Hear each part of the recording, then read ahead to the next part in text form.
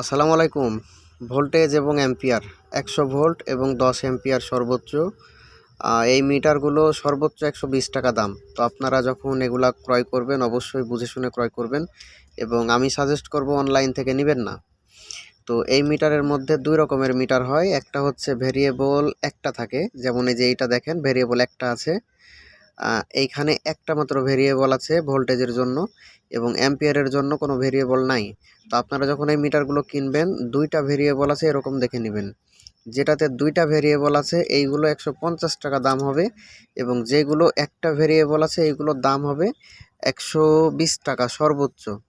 তো এই মিটারগুলো voltage ampere accuracy খারাপ না, মোটামুটি ভালোই। মোটামুটি না বলতে গেলে ভালোই এগুলার অ্যাকুরেসি। আর টেকসইয়ের কথা যদি বলতে চাই, তো আপনারা যদি একটু সতর্কতার সাথে ব্যবহার করেন টেকসই খারাপ না, ভালোই।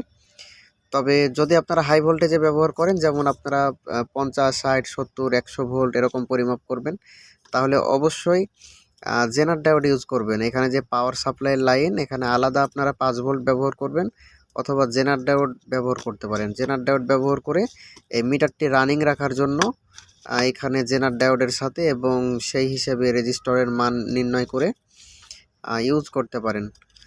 আর অবশ্যই ভুল কানেকশন করবেন না। আমি এর আগে ভিডিও দিয়েছিলাম কিভাবে এটা সঠিক কানেকশন করতে হয়।